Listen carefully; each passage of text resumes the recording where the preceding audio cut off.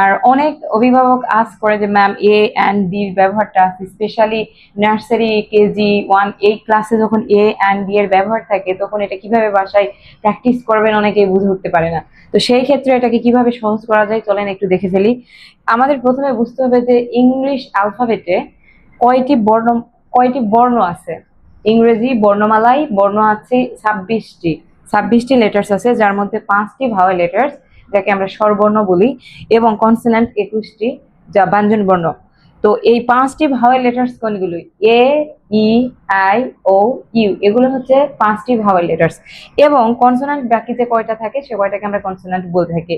এখন আমরা অ্যান এর ব্যবহারটা কিভাবে করব? আমরা যখন ভাওয়েল লেটার্স দেখবো, বাচ্চাকে আমি বুঝাবো না যেটা ভাওয়েলস এটা থাকলেই হয়।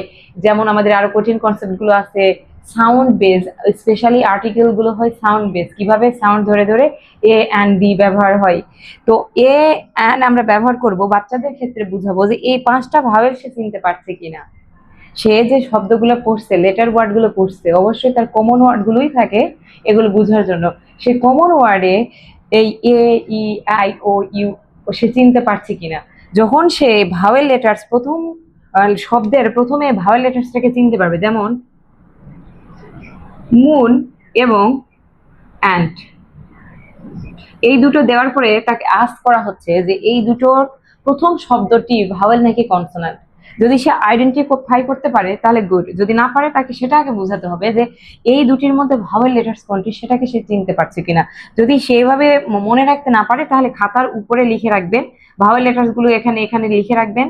ওকে শব্দ দেওয়ার পরে বুঝাতে বলবেন যে কোনটা ভাওয়েল এবং কোনটা কনসোনান্ট, ভাওয়েল আছে কিনা। কনসোনান্ট বুঝতে পারে না, জাস্ট শুধু ভাওয়েলটা মনে রাখলেই হচ্ছে। 5টা ভাওয়েল সে এখানে পাইছে কিনা, ওই শব্দগুলোর সাথে 5টা ভাওয়েল যদি শুরুতে থাকে, এই পাশে কি আছে এত কিছু দেখার নেই, এত বানান মানে কিছু বুঝুক আর না বুঝুক, শুধু বুঝতে হবে যে এই পাশে ভাওয়েল লেটার আছে, এই পাশে কনসোনান্ট লেটার আছে, শুরুতে ভাওয়েল নাকি কনসোনান্ট, এটা মূল বিষয় দেখার। এখন ভাওয়েল নাকি কনসোনান্ট দেখার পরে যদি ভাওয়েলটাকে চিনতে পারে তাহলে সে গ্যাপে এলটা বসাই দিবে।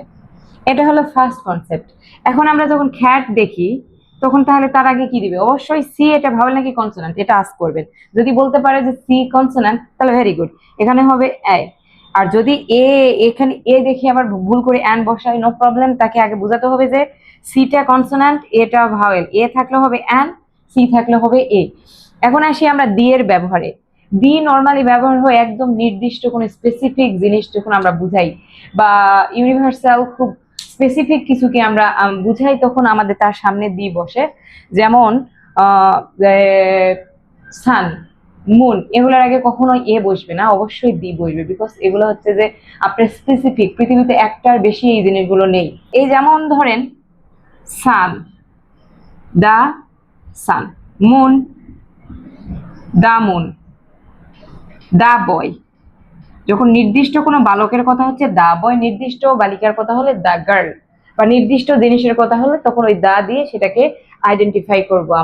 আবার যখন আমরা কোনো নির্দিষ্ট জিনিসকে বুঝাই, বাচ্চাকে বলে যে তুমি এই কাজটা করছো, তুমি এই কাজটা করছো, যখন আমি তাকে ইন্ডিকেট করে বলতেছি তুমি এই কাজটা করছো, সেই ক্ষেত্রে কিন্তু দা বসবে, দা বয় বা দা বয়, দা গার্ল। এই যে নির্দিষ্টকরণের ক্ষেত্রে আমরা দাটা বসাবো। ছোট বাচ্চার ক্ষেত্রে দার ব্যবহার তুলনামূলক কম, বাট এ অ্যান এর ব্যবহারটা একটু বেশি। তো এ অ্যান, এই যে এ ফর অ্যাপল পড়ছে, এ ফর অ্যান্ট অ্যাস পড়ছে, E for egg, E for elephant, এগুলোর আগে অ্যান বসাবে। ওর ওই পরিচিত শব্দগুলোই থাকবে, ওই পরিচিত শব্দগুলোর আগে অ্যান বসাবে, এবং যেগুলো কনসোনান্ট লেটার দিয়ে শুরু হচ্ছে তার আগে এ বসাবে। সো আশা করি লেসনটি বুঝতে পেরেছেন। আজকে এতটুকুই, আল্লাহ হাফেজ।